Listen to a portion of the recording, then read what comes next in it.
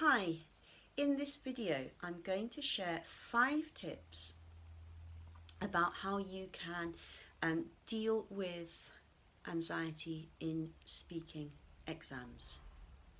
So this information is really aimed at people doing the higher Cambridge exams, but it's also relevant for IELTS and hopefully most other speaking exams that you might need to do.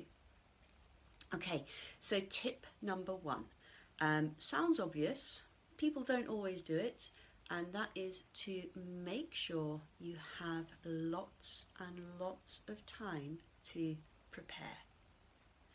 I sometimes get requests for lessons from people who say things like, oh, I've got my IELTS exam next week, can you help me? And I always think, well, it's probably a little bit late for me to do much for you right now. So you really need to give yourself time to practice and practice and practice and become familiar with the exam. As part of that preparation, and this is tip number 2, a really good thing to do is to imagine or visualize you doing the exam.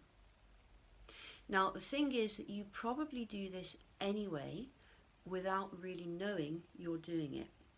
You probably see yourself in the exam, but you probably see the exam being very stressful.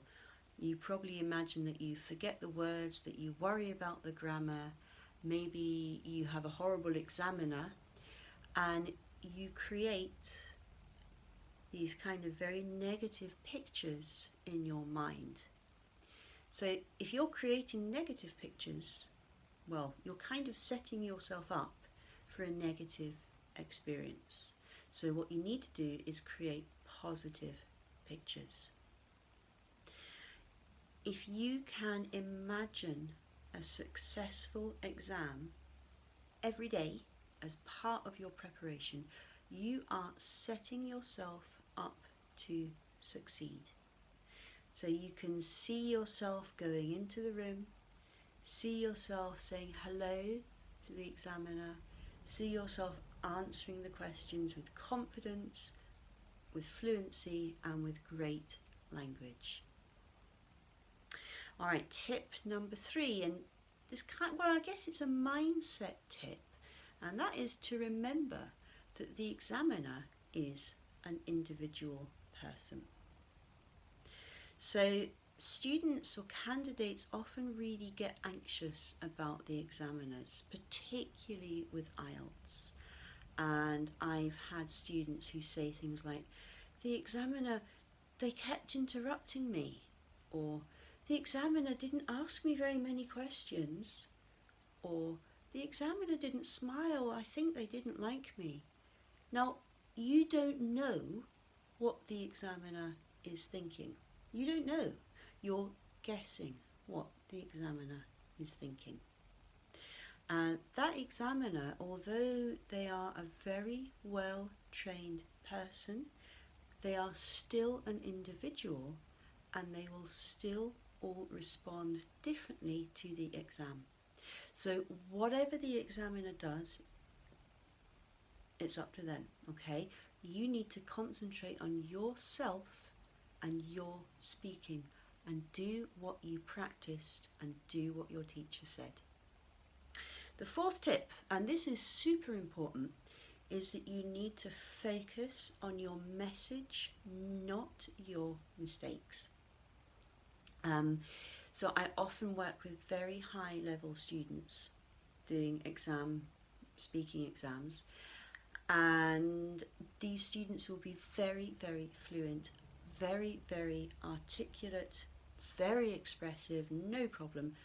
The second we do an exam task, they lose their fluency. It's amazing because they start thinking about grammar, they start thinking about idioms. Oh, I've got to use lots of idioms, Cambridge like idioms, and as soon as they think about that, their fluency drops.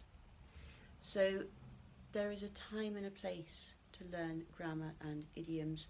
When you are in the exam, you need to focus on your message and communicating your ideas.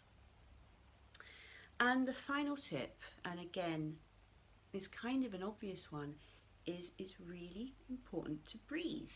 Okay, so when we do speaking in exams or interviews or little talks, we can get very nervous, and then we don't breathe properly, and then we can't really speak very well. So whenever possible in the exam, see if you can take 2 or 3 nice slow breaths, and if you can make your out breath a little bit longer than your in breath, that really helps to keep you calm and focused.